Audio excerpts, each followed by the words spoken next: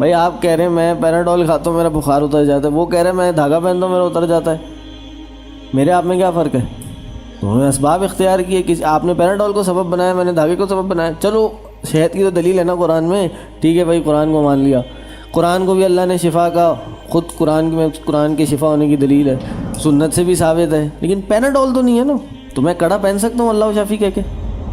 ہم نے یہ تو سمجھ لیا چاہے وہ شریعت سے ثابت بھی ہو کوئی چیز، اگر ہم اس کو اصل سمجھیں شفا کے لیے تو یہ بھی شرک اکبر ہوگا۔ اگر شہد کو بھی سمجھیں یہ مجھے شفا دے گا تو پھر یہ شرک اکبر ہے، اگرچہ قرآن سے شہد ثابت ہے، لیکن وہ چیز جس کو محض ہم نے سبب بنایا ہے کہ اس کے تھرو اللہ شفا دے گا، تو سبب بنانے کے لیے یا کسی چیز کا جائز سبب ہونا یہ دو چیزوں سے ثابت ہوتا ہے۔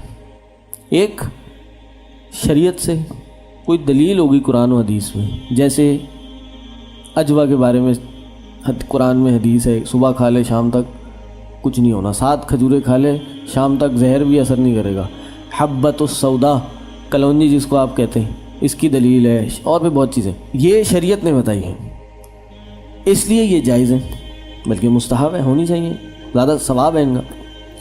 یا تو شریعت سے ثابت ہوگا کوئی سبب، یا پھر ہمارے تجربے سے ہوگا۔ تجربے کے لیے ایک شرط ہے کہ اس کا اثر ظاہری ہو، ورنہ کوئی کہے گا میں دھاگا پہنتا ہوں میرا تجربہ ہے میرا بخار اتر جاتا ہے، تو ایسا نہیں ہو سکتا۔ ٹھیک، ظاہری ہو، دھاگا پہننے سے کوئی اثر ظاہری تو نہیں ہو رہا۔ ہاں آپ پہ کوئی زخم آیا، آپ نے اس پہ پٹی باندھ دی، آپ کوئی ہڈی ٹوٹ گئی، آپ نے اس پہ پلاسٹر باندھ دیا، یہ آپ نے اس کو ظاہری ایک سپورٹ دی ہے، ایک سائنٹیفک ایویڈنس ہے آپ کے پاس کہ یہ سائنس اس سے یہ چیز کرتی ہے، لیکن دھاگے کا سائنس سے کیا تعلق ہے؟ آپ نے کہا میں لال ٹوپی پہنتا ہوں تو میرا بخار اتر جاتا ہے، ایسے تو نہیں ہو سکتا۔ ہاں سر پہ ٹھنڈی پانی کی پٹی رکھیں گے تو پھر بخار اتر سکتا ہے، یہ جو بھی طریقہ ہے بخار اتارنے کا۔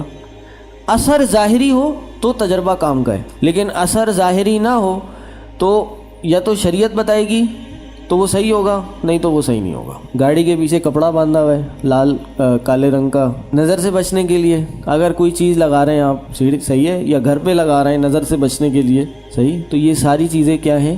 اس چیز کو سبب بنایا جس کو شریعت نے سبب نہیں بنایا، اور اس کا اثر ظاہری نہیں ہے۔ جس چیز کو شریعت نے سبب نہیں بنایا اس چیز کو ہم سبب نہیں بنا سکتے، اور اگر کسی نے بنا لیا تو یہ شرک اکبر نہیں ہوگا، شرک اصغر ہوگا، کیونکہ اس نے شریعت سازی کی ہے۔